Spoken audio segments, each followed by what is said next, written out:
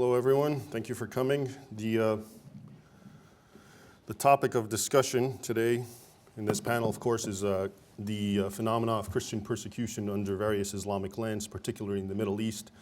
And the panel with me here today, who I'll introduce later, are all going to discuss various hot spots where this is happening. I myself will discuss the situation for the Coptic Christians of Egypt.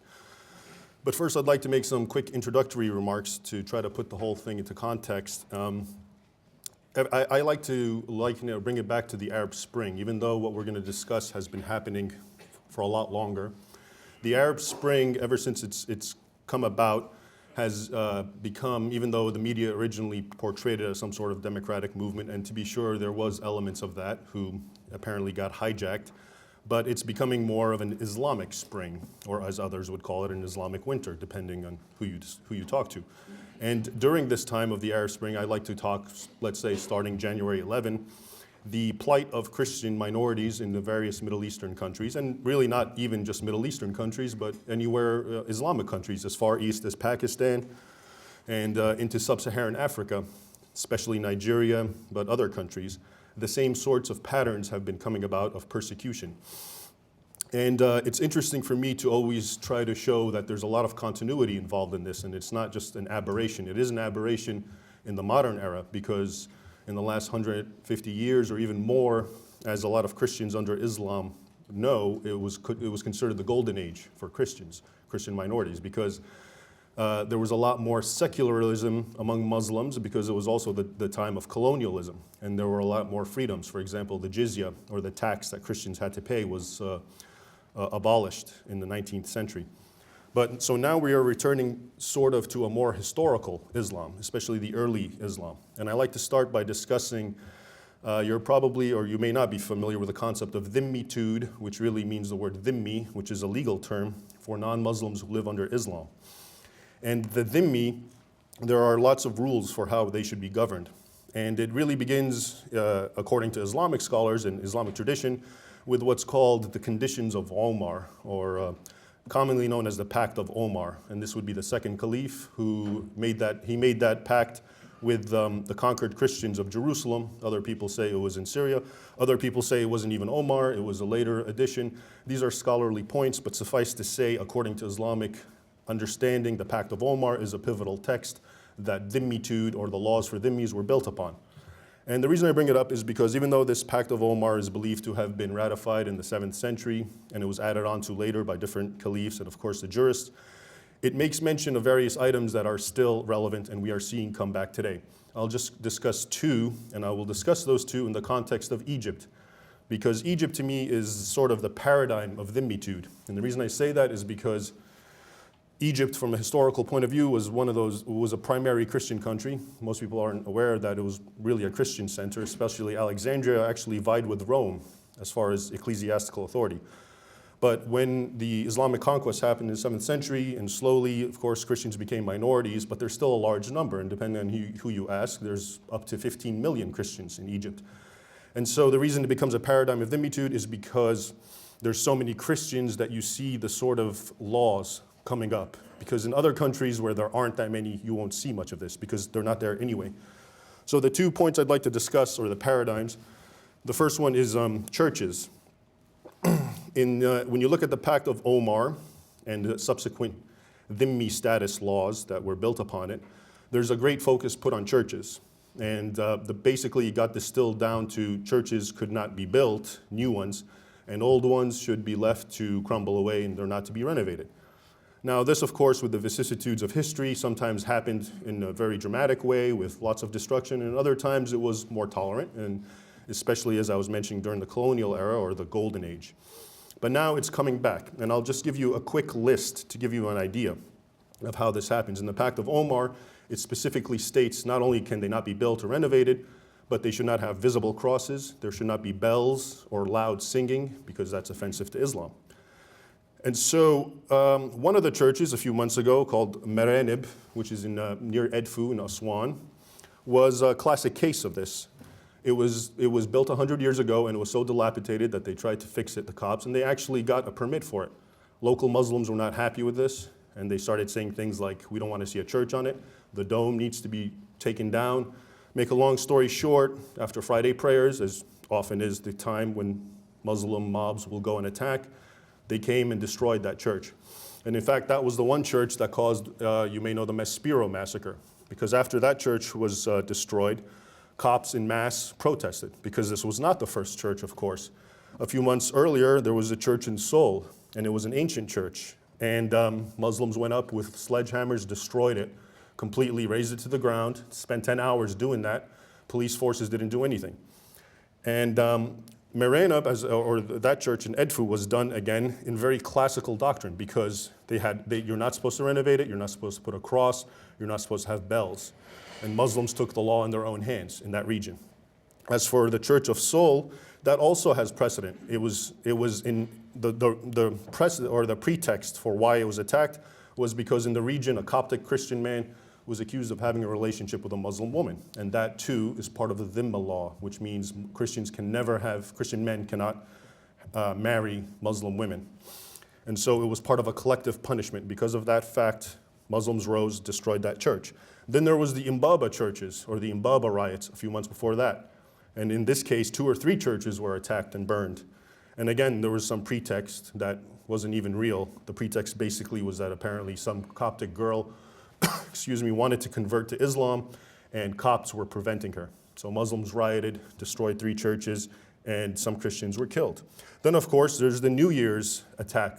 You may remember that. That's the one that actually made it to the mainstream media, where during midnight mass, the Church of Two Saints was attacked, 23 people killed. All of this happened right around the time of the Arab Spring, by the way. And, but it's also been happening before that, but it's coming back now with a passion. The other aspect that's very important is that while we can say under Mubarak, churches were attacked, because they have been, since the probably 1970s, hundreds have been attacked in Egypt. But there's a new theme that also traces back to the Dhimma laws and the Pact of Omar, which is this new idea of blasphemy codes. In Egypt now, whereas under Mubarak's reign, there were very, very minimal rare cases of Christians being accused of blasphemy, which is to say insulting or offending Muhammad. Today, there's approximately 17 cases. There were 18 cases, and this has all happened ever since Mubarak was ousted, and basically under Muslim Brotherhood auspices.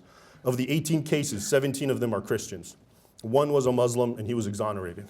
The other 17 are all either in jail or pending or waiting. One, for instance, was a pregnant woman who basically said something, and it was interpreted.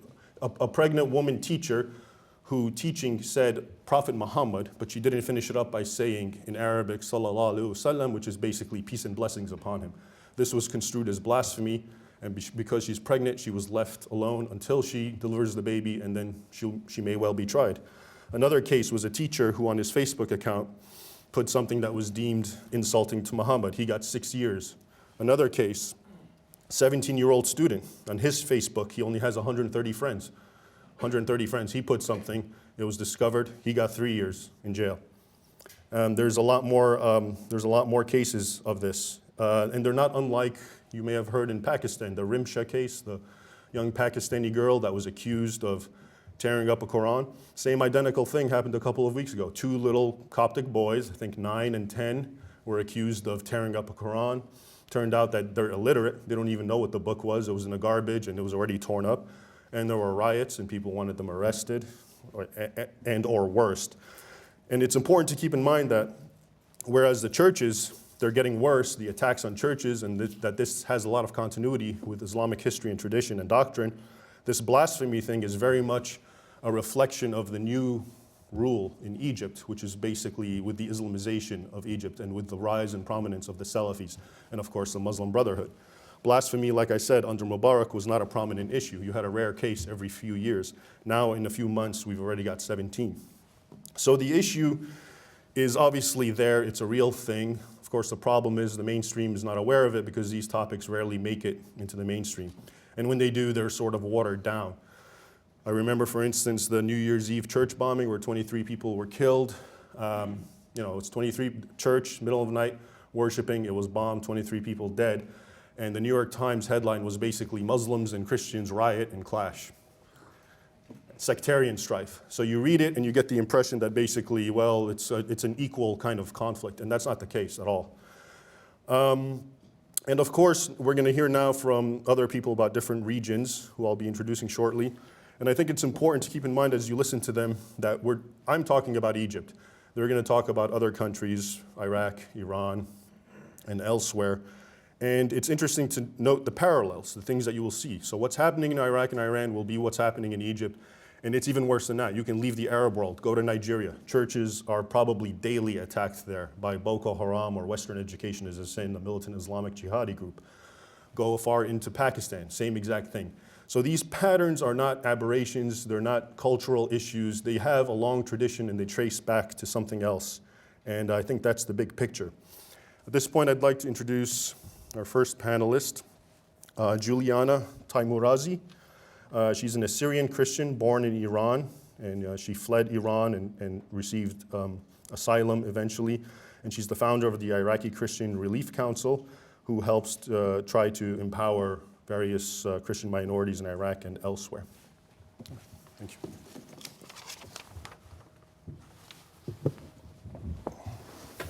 Thank you, Ray. Good afternoon. It is truly an honor for me to be among such esteemed scholars. My name is Juliana Taimoorazy, and I'm an Assyrian Christian. I was born in a country that is famous for its poets, Hafiz and Omar Khayyam. I was born in Iran. I grew up despising my Catholic name because my teachers told me that I would burn in hell for carrying this Christian name. Starting in 1979, when the new Islamic regime took control of the country, things changed drastically for the worst for all the Assyrians and Armenian Christians. Our neighbors, actually, whom we lived next to for many years, started calling us najis, unclean. Boys in our neighborhood started spitting on the ground as I passed by them. My classmates gradually started distancing themselves from me. In middle school, there were students who would shout at me and would try to force me to recite a verse from the Quran, which would convert me to Islam. I was treated as a heretic, a third-class citizen, someone without any dignity. All of this began only when I was 12 years old. I endured this cruel discrimination until the age of 16, when my family sold 35 years of heirlooms and belongings to pay a smuggler to help me get smuggled out of Iran.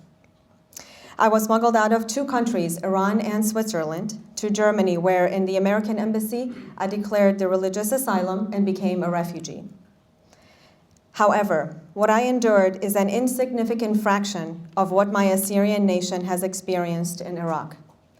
The Assyrians, also known as Chaldeans and Syriacs, are without a doubt the indigenous people of today's Iraq. They have lived in their ancestral homeland, tracing their roots back to Sumerians and Akkadians, who settled in Mesopotamia approximately 4,000 years before Christ, contributing to civilization through the inception of the first library, creation of the first code of law, discovering the practice of herbal medicine. Assyrians are the first nation to convert to Christianity through the evangelization of St. Thomas in the 1st century AD, and we still speak Aramaic or Neo-Aramaic. The religious and ethnic cleansing are 2 very familiar scars in my nation's history. In 1914, 2 powers, Kurds and Turks, on a united front, targeted the innocent Assyrians in the northern part of both Iraq and Iran. Children died in their mothers' arms while fleeing their villages. Men's skulls placed on stakes bid their families farewell, and women were repeatedly raped by their adversaries. My own great-grandmother was kidnapped by the Kurds. My own great-uncle was killed and cut into pieces by Iranian Muslims and sent back in a rice bag to his wife. The following images may be graphic. From 2003 until now, in the land that we Assyrians call our ancestral homeland, series of gruesome and systematic attacks have been perpetrated against the defenseless Chaldo-Assyrian nation. We now know that these attacks were orchestrated and carried out mainly by our enemies outside the borders of Iraq. Christian families were given really 3 choices: to convert to Islam, to pay jizya, or to leave. Or, if they disobey, they would die. Men who did not follow such orders were kidnapped, tortured, and many of them murdered. Our women were kidnapped, raped, and sent back impregnated. Our infants were kidnapped. This next image is graphic. And held for ransom, and on many occasions either killed or thrown in garbage bins in remote parts of Baghdad. The Christian churches have been bombed over 80 times. Our clergy were spat on, thrown mud at. This is Father Raghid Ghani, who had just returned from the Vatican to Mosul, along with his 3 deacons, where they were viciously slaughtered in front of his church right after Mass. The Chaldean Archbishop Farad Rahu was kidnapped for the 2nd time in February of 2008, and his body was found on the side of the road on March 13th, 2008, and he was killed by poisoning through his nostrils. They had poured acid in his nose. Our students have been continuously harassed and on many occasions murdered throughout Iraq. On May 2nd, 2010, 4 buses carrying Christian students on their way to Mosul University were attacked. 2 people died and the rest were injured, 58 of them badly, 9 of them have lost their eyes. They were on their way to take their final exam. Each and every attack against Christians in Iraq is an attack against the entire Christian family throughout the world. On October 31st, 2010, when Our Lady of Salvation Cathedral came under attack in Baghdad, 8 Islamic men, one as young as 14 from Yemen, stormed the church, killing 2 priests while injuring the 3rd. In an interview with Asia News, an eyewitness recalls in fear, quote, "One terrorist was wounded and kept on saying to his leader, 'I'm hurt, I'll detonate the explosive so I can become a martyr and go straight to heaven.'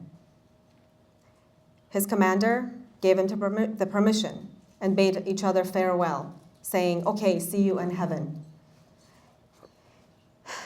Then he blew himself up. His companions then began shouting, 'You are unbelievers. You will go to hell while we are going to heaven. God is great. Allahu Akbar.'" This is an actual Christian who's been killed. The same eyewitness laments, "Father Tha'ir, the priest who celebrated Mass, died because he wanted to save the children. Father Wasim, who at the time of the attacks was in the confessional, tried to talk with the terrorists to let the people go. They shot him as well. The last sentence Father Tha'ir, who died before the eyes of his mother, who is now survived, was, 'Jesus, into thy hands I commend my spirit.' He, representing the love of Christ, was dressed in a beautiful white and blue vestment, demonstrating the peace and glory, while the Islamists wore a bomb vest. And now, where are those Christians that once were described by their Iraqi Muslim brothers and sisters as the scent of the flower, Iraq being the flower itself? What became of the same people which the Quran refers to as people of the book? Over 900,000 Christians have fled their homes and have become refugees. Today, we have approximately 450,000 only left in Iraq, in their ancestral homeland. What I just illustrated to you all represent the despicable acts of religious cleansing. My nation is also faced with ethnic cleansing perpetrated by the Kurds in Iraq. As recent as just 2 weeks ago, the Kurdish regional government has sent their agents to forcefully claim the lands which lawfully belong to the Assyrians in the north. They have gone in there and have taken over the farms, and people cannot work anymore. This is a form of ethnic cleansing, and no one has stopped them to date. As I mentioned before, I was born in Iran. When I was growing up in Tehran, dozens of my friends chose to leave the country in the hopes of a better future in the West. There were approximately 100,000 Assyrians who lived in Iran in 1970s and 80s. Today, we have less than 10,000 left. Assyrians, although they're welcomed, and they're really not murdered or slaughtered for their faith in Iran, they're able to attend weekly Mass and learn their Aramaic language in churches. However, one must not ignore the fact that they are living as second or third class citizens. Yes, They are living as second or third class citizens. I know because I was one of them. Every day, Iranian Christians are discriminated against. According to reports from several Christian organizations, there's a large underground church forming in Iran, despite all the threats from the government. This has led to arrest and killing of many men and women who have converted from Islam to Christianity. In close, I ask the human rights activists to continue to keep the plight of the Christians of Iraq and Iran on the policymakers' radars. We do not want Christian ghettos in the Middle East. We need a free society to practice our religion. I am standing here before you as a messenger. I am the voice of those who are voiceless. How long will we stand on the sidelines silently, watching the Iraqi Christians endure such horror and dignity be stripped away from the Iranian Christians? Next time, when you hear Ode to Joy of Beethoven, when you listen to the chorus singing Friedrich Schiller's lyrics, Alle Menschen werden Brüder, all men become brothers, remember that these lines are speaking of humanity and solidarity. Even if there are those of you who do not believe in organized religion, to you, this should symbolize the pure spirit of brotherhood under one creator, the creator we may call the light, Allah, God, Adonai, or Allah. Thank you.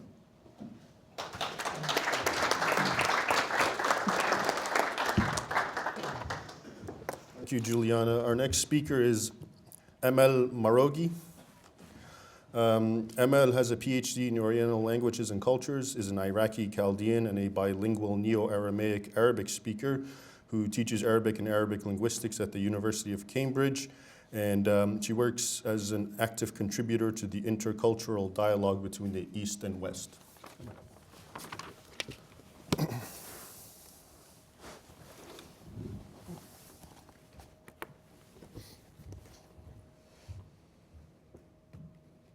Good afternoon, ladies and gentlemen, and thank you for allowing me to talk to you this afternoon. As a Chaldean Christian, I'm going to talk about something important which has been important to me and I've been thinking a lot about. And as you know, we've just been made aware of the suffering that affected Christian community in Iraq. It didn't only result in killing innocent people, their displacement and the loss of their property and the future, and their uprooting from their natural habitat where they have been fighting for their survival for the last 14 centuries. Today I would like to bring to your attention what may be described as a thorn in the side of the Christian community, and especially in the Chaldean community in Iraq, and what I call, the lost generation, both among the Christian communities back in Iraq and in the diaspora. The Chaldean community in Iraq has been characterized by its significant contribution to the cultural and intellectual life. But as the result of instability and their forced displacement, the intellectual elite has been caught up in a struggle for survival and the challenge of finding themselves unable to bridge the intellectual and cultural chasm that started to separate them from their children, and their children's world. They have suddenly found themselves faced with the mammoth task of handing on their heritage, which has been associated with so much pain, and freeing their children from any shackle that links them to the past. The struggle for survival of the members of the community, both in Iraq and in the diaspora, drove them to neglect their indispensable role as the missing link between the East and the West, and deprive them from being active contributors to the intellectual life and the political and social debates wherever they are living. I hope I'm not exaggerating by saying that both the East and the West have failed to find a common ground and common language to open a channel of true, honest, and constructive dialogue. And I dare say that as long as Christians in the Middle East, and the Chaldeans in particular, remain absent from the intellectual, cultural, and political arenas, the clash of civilization will continue to be a true threat. What is more, the community's ability to preserve their collective memory and their rich cultural and linguistic heritage without any sectarian prejudice has been considerably weakened. It is not enough to create political parties and have elections. It is not enough to have a change or even a revolution. What is needed, what is urgently needed, is education. And a wise leadership with a vision. True change will not happen through evolution or through revolution, but through evolution. We need a leadership that's immersed in the true principles of freedom, tolerance, and respect for human right and the right of each individual to identify himself or herself in accordance with their cultural and ethnic heritage. In Iraq, the word Chaldean was prohibited under Saddam. And I remember being a child when they will ask you about your ethnic origin. You write Arabic and they will just cross it and they will write, you write Chaldean and they will cross it and they will write Arabic. And I remember a teacher of mine asking, when I was arguing with a teacher of mine and asking her why she was changing my my ethnic identity. And she said, but there are no Chaldeans in Iraq. You are all Arabs.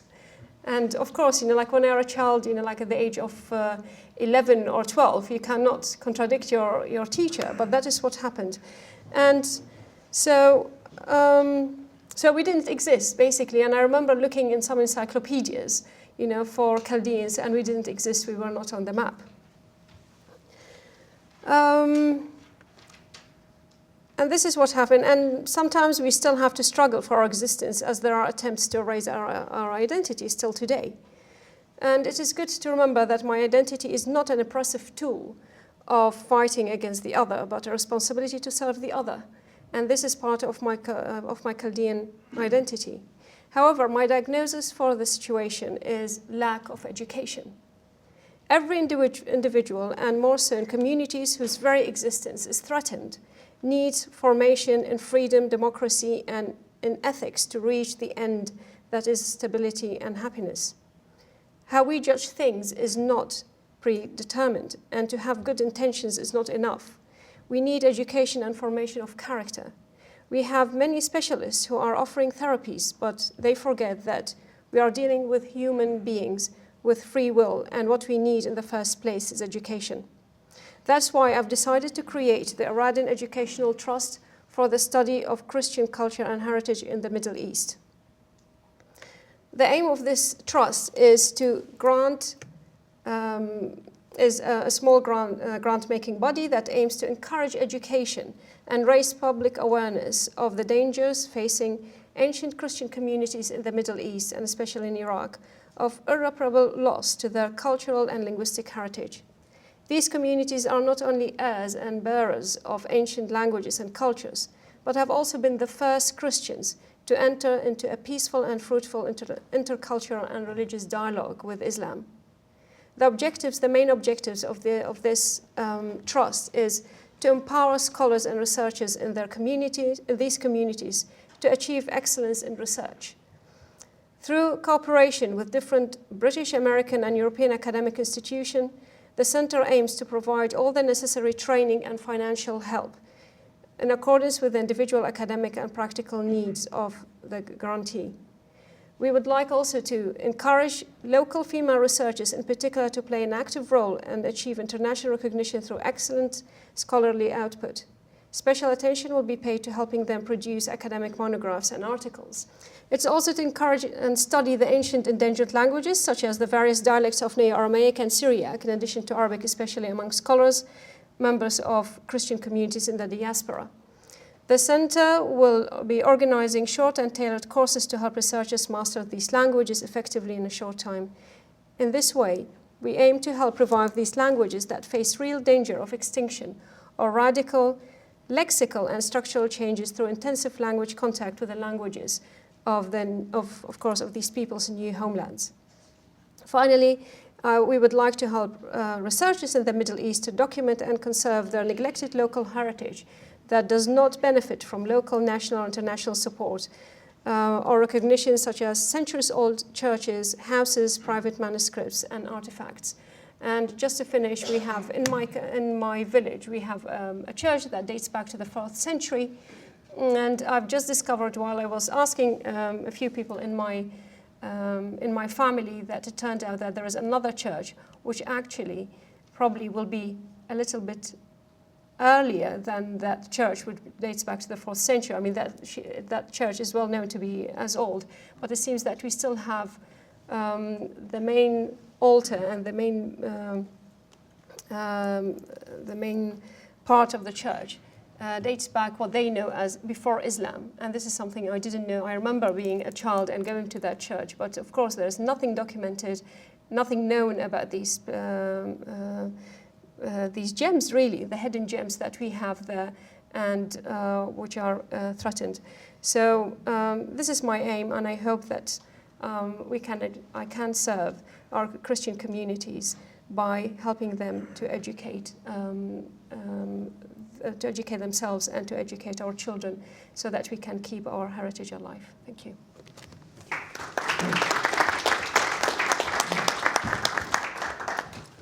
Thank you, Amal. Our next speaker is Franck Salameh, and he is an assistant professor of Near Eastern Studies at Boston College and author of Language, Memory, and Identity in the Middle East, The Case for Lebanon, 2010. Franck. Thank you.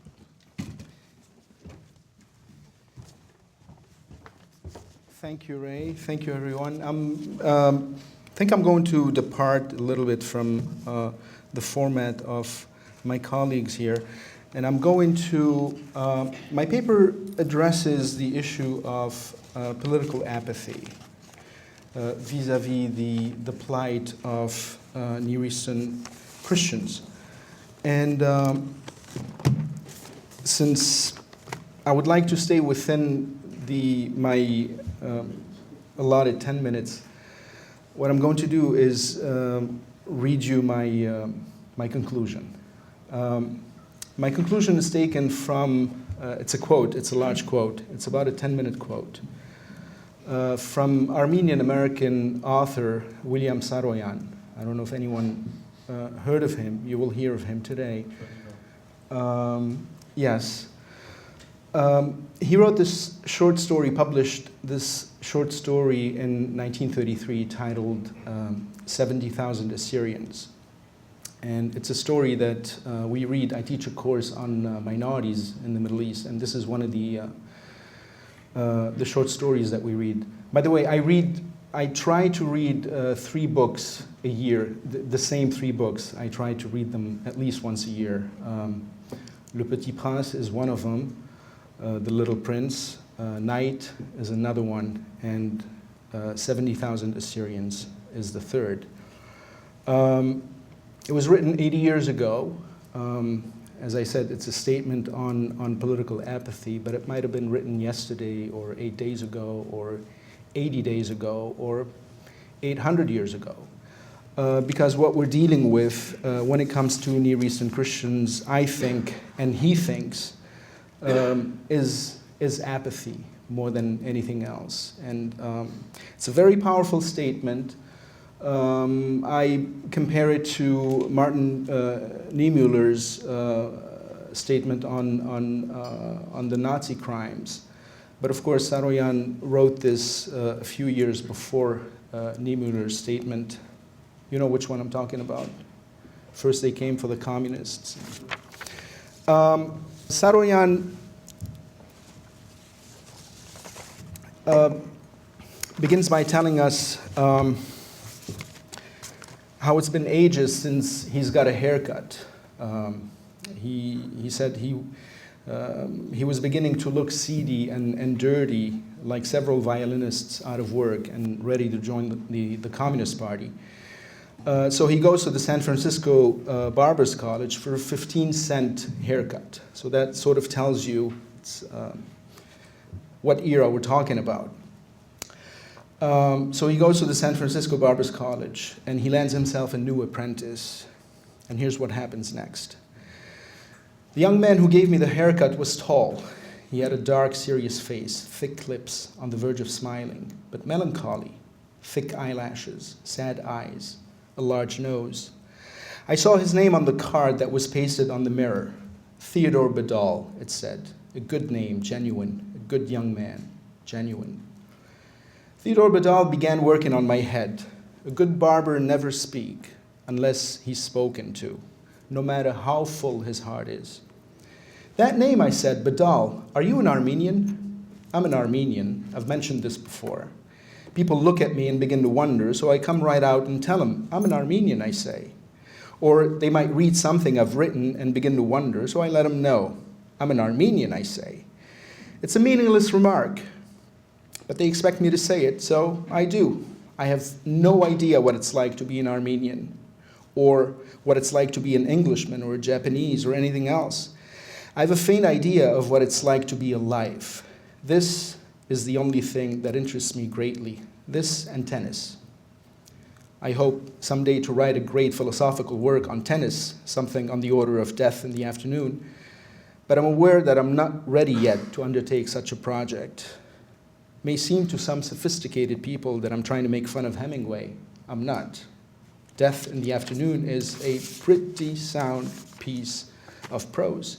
Even when Hemingway is a fool, he's at least an accurate fool. Are you an Armenian, I say? We're a small people, and whenever one of us meets another, it's an event. We're always looking around for someone to talk in our language. Our most ambitious political party estimates that there are nearly 2 million of us living on Earth. But most of us don't think so. Most of us sit down and take a pencil and a piece of paper, and we take one section of the world at a time and imagine how many Armenians, at the most, are likely to be living in that section. And we put the highest number on paper, and then we go on to another section: India, Russia, Soviet Armenia, Egypt, Italy, Germany, France, America, South America, etc. And after we add up our most hopeful figures, the total comes to something a little less than 1 million. Then we start to think how big our families are, and how high our birth rate, and how low our death rate, except in times of war, when massacres increase our death rate. And we begin to imagine how rapidly we will increase if we are left alone, even for a quarter century. And we feel happy about that. I remember the Near East relief drive in my hometown. My uncle used to be our speaker, and he used to make the whole auditorium full of Armenians weep. He was an attorney, and he was a great speaker. Well, at first, the trouble was war. Our people were being destroyed by the enemy. Those who hadn't been killed were homeless, and they were starving. Our flesh and blood, my uncle said, and we all wept. And we gathered money and sent it out to our people in the old country. Then after the war, when I was a bigger boy, we had another Near East relief drive. And my uncle stood on the stage of the civic auditorium of my hometown, and he said, "Thank God this time it's not the enemy, it's an earthquake. God has made us suffer. We have worshipped him through trial and tribulation, through suffering and disease and torture and horror." And my uncle began to weep. He began to sob. We've worshipped him through the madness of despair, and now he has done this thing. And still we praise him. Still we worship him. We don't understand the ways of God. And after the drive, I went to my uncle and I said, Did you mean what you said about God? He said, "That was oratory, son. We've got to raise money. What God? God is nonsense." "And when you cried," I asked, and my uncle said that was real. I could not help it. I had to cry. Why? For God's sake, why must we go through this goddamn hell? Why? What have we done to deserve all this torture? Man won't leave us alone. God won't leave us alone. Have we done something wrong? Aren't we supposed to be a pious people? What is our sin? I'm disgusted with God. I'm sick of man. The only reason I'm willing to get up and talk is that I don't dare keep my mouth shut anymore. I can't bear the thought of more of our people dying. Jesus Christ, have we done something wrong? So I asked Theodore Badal, "Are you an Armenian?" He said, "I'm an Assyrian." Well, that's something. They, the Assyrians, came from the same part of the world as us. They had noses like our noses, eyes like our eyes, hearts like our hearts. They had a different language. When they spoke, we couldn't understand them, but they were a lot like us. It wasn't quite as pleasing it wasn't quite as pleasing as it would have been had Badal been an Armenian, but that was really something, an Assyrian. "I'm an Armenian," I said. "I used to know some Assyrians. from my hometown. Joseph Sarkis, Nito Elia, Tony Saleh. Do you know any of them? Joe Sarkis, I know him. The others I don't. We lived in New York until 5 years ago. Then we came out to Turlock, and then we moved up to San Francisco. We began to talk about the Assyrian language and the Armenian language, about the old world, conditions over there, and so on. I was getting a 15-cent haircut, and I was doing my utmost best to learn something at the same time, to acquire some new truth, some new appreciation of the wonder of life, the dignity of man. Man has great dignity, you know. Do not imagine he does not.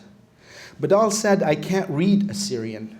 I was born in the old country, but I want to get over it. He sounded tired, not physically, but spiritually tired. Why, I said. Why do you want to get over it? Well, he laughed, simply because everything is washed up over there. I'm repeating his words precisely, putting in nothing of my own. We were a great people once, he went on, but that was yesterday, the day before yesterday. Now we are a topic in ancient history. We had a great civilization. They're still admiring it. Now I'm in America, learning how to cut hair. We're washed up as a race. We're through. It's all over. Why should I learn to read the language? We have no writers. We have no news. Well, there's a little news. Once in a while, the English encourage the Arabs to slaughter us, and that's that. It's an old story. We know it all too well. Anyway, these remarks were very painful to me, an Armenian. I had always felt badly about my own people being destroyed. I had never heard an Assyrian speaking in English about such things. I felt great love for this young fellow. Now, don't get me wrong, there's a tendency these days to think in terms of pansies whenever a man says that he has affection for another man. I think now I have affection for all people, even for the enemies of Armenia, whom I have so tactfully not named. Everyone knows who they are. I've nothing against any of them because I think of them as one man living one life at a time, and I know, I'm positive, that one man at a time is incapable of the monstrosities performed by mobs. My objection is to mobs only. Well, I said, it's much the same with us. We too are old. We still have our church. We still have our writers, Aharonian, Ishakian, a few others. But it's much the same, like you. Yes, said the barber, I know. We went in for the wrong things. We went in for the simple things, peace and quiet and families. We didn't go in for machinery and conquest and militarism. We didn't go in for diplomacy and deceit and the invention of machine guns and poison gas. Oh, well, there's no use in being disappointed. We had our day, I suppose. We are hopeful, I said. There is no Armenian living who doesn't still dream of an independent Armenia. Dream, said Badal. Well, that's something. Assyrians can't even dream anymore. Why, do you know how many of us are left on earth? 2, 3 million, I said. 70,000, said Badal. That's all. 70,000 Assyrians in the world, and the Arabs are still killing us. They killed 70 of us in a little uprising last month. There was a small paragraph in the paper. 70 more of us destroyed. Will be wiped out before long. My brother is married to an American girl, and he has a son. There's no more hope. We're trying to forget Assyria. My father still reads an Assyrian paper that comes from New York, but he's an old man. He will be dead soon. Then his voice changed. He ceased speaking as an Assyrian, and he began to speak as a barber. Have I taken enough off the top, he asked. The rest of the story is meaningless. I said so long to the young Assyrian, and I left the shop. I thought about this whole business, Assyria and the Assyrians, Theodore Badal learning to be a barber, the sadness of his voice, the hopelessness of his attitude. This was months ago, in August. But ever since, I've been thinking about Assyria, and I've been wanting to say something about Theodore Badal, the son of an ancient race, himself youthful and alert, yet hopeless. 70,000 Assyrians, a mere 70,000 of that great people, and all the others quiet in death, and all the greatness crumbled and ignored, and a young man in America learning to be a barber, and a young man lamenting bitterly the course of history. I'm thinking of 70,000 Assyrians, one at a time, alive, a great race. I'm thinking of Theodore Badal himself, 70,000 Assyrians and 70 million Assyrians, himself Assyria and man, standing in a barber shop in San Francisco in 1933, and being still himself the whole Assyrian race. Thank you.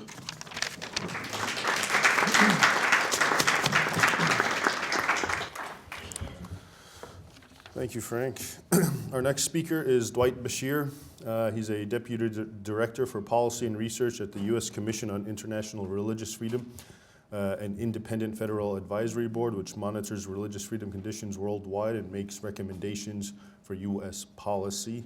And he'll be speaking to us a little bit about just that. Dwight?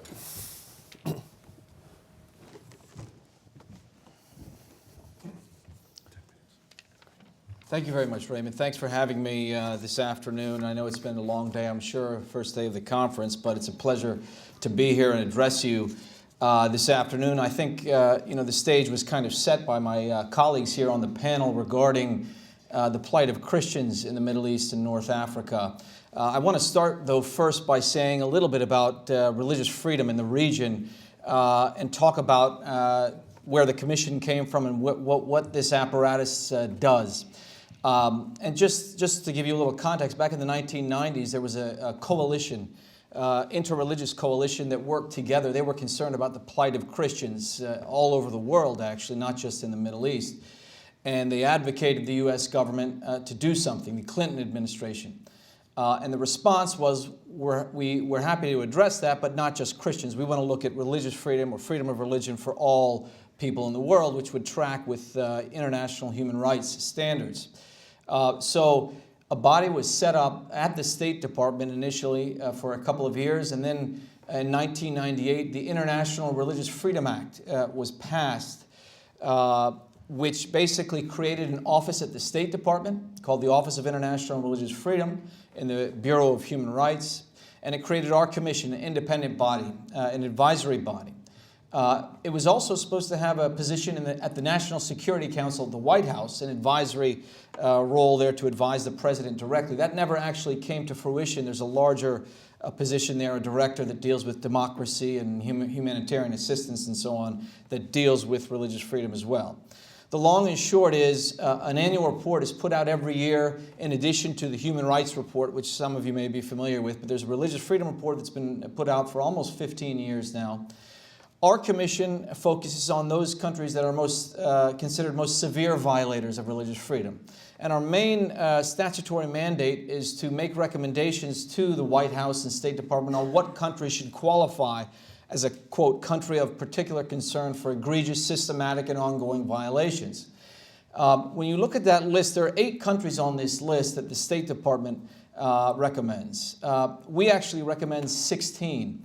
And it's twice as much. And as you can appreciate, the State Department has a lot of strategic interests to deal with. So religious freedom is not necessarily up there on the totem pole in terms of priorities. And this has been a constant from the beginning under the Clinton administration, the Bush administration, and currently the Obama administration. The reality is there's been a lot of good rhetoric and actually better rhetoric. I will say in this administration, and we'll kind of narrow it here to the Middle East region. With regard to minorities, and in particular Christians, I think you've seen some rhetoric that's improved from the president in various speeches, whether it was his Cairo speech in 2009 to addressing the Muslim world, or a Middle East policy speech last May. He did address these issues. He addressed religious freedom. He referred to the Copts in Egypt. He referred to Maronites. He referred to various groups and has put out some statements. But that's just the point. I mean, at some point, rhetoric is important. Obviously, from the highest bully pulpit you have, the President of the United States. But if that rhetoric is not backed up by policy action on the ground, whether it's through our embassies in these countries or the levers that already exist. Now, with that legislation I talked about in 1998, if you get put on that severe list, there are repercussions. It's not just you're on a blacklist and that's what it is.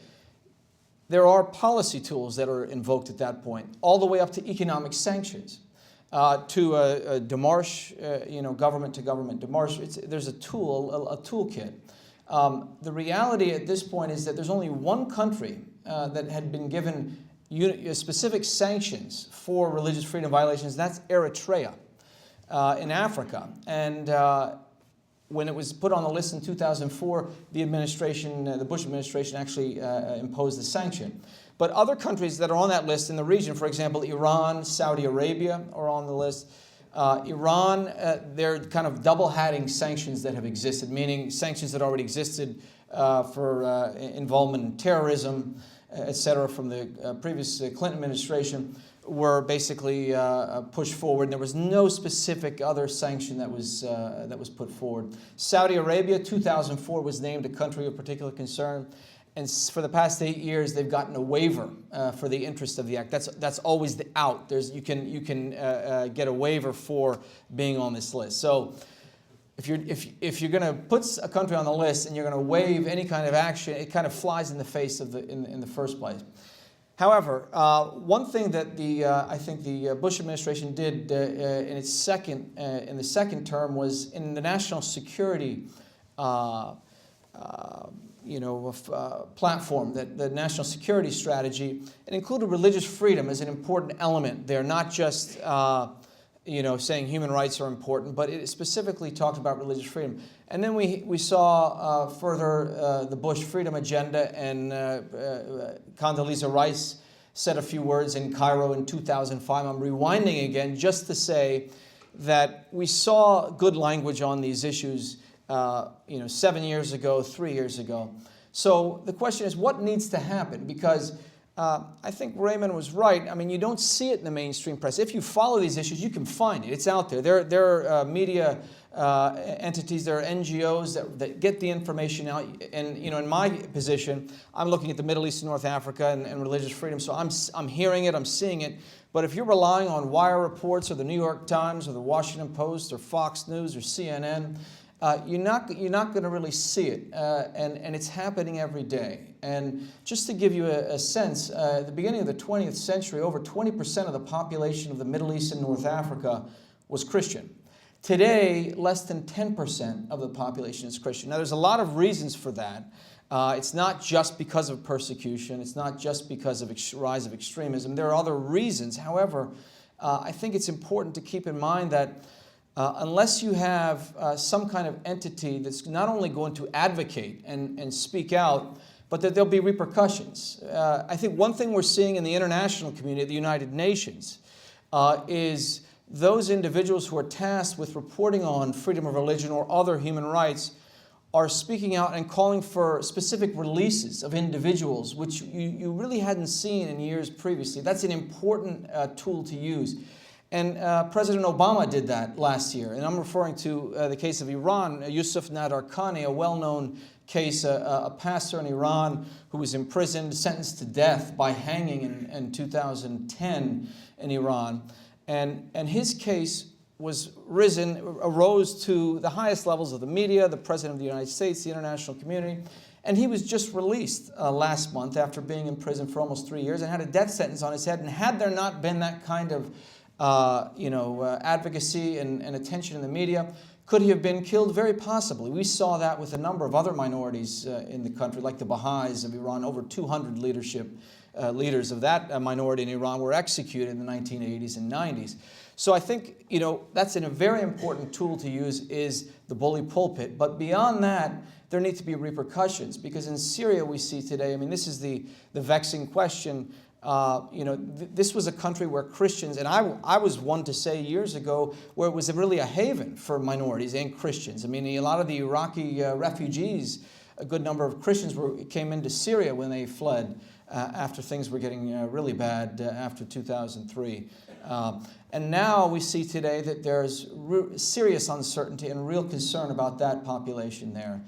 So I think the reality is, when it comes to human rights and specifically freedom of religion, there are limited tools, because when you're talking about security, you're talking about terrorism, we're already at a standstill with a country like Syria, where people are being killed. More than 20,000 people are being killed for a number of different reasons, and yet it continues. So when you're talking about minorities that are affected, there are limited things that can be done. However, one other thing I want to talk about, which I don't think the United States and the international community is doing enough on, is trying to influence constitutions that are being either rewritten or drafted from scratch right now. We see that in Egypt, we're seeing it in Tunisia, we're going to see it in Libya, we're seeing it in a number of countries. Even Turkey is revisiting. I know it's not in the MENA region per se, but there are a number of countries that are looking at this, and we've seen a draft of the Egypt constitution, and it doesn't look that good when you're talking about minorities. Now,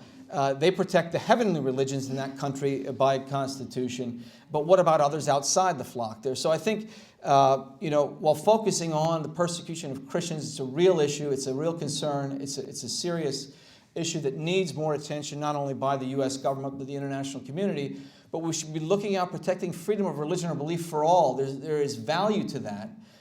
Because in different countries where you might, even outside the region, there are groups that don't kind of fit within the traditional, Abrahamic faith, let's say, and they can be at great risk. So since I think I've already hit my allotted time, I'll stop there, but I hope we can go further in the questions and answers. Thank you. Thank you, Dwight. I just think this was a great panel. Had a lot of various topics, but they're all somehow interrelated.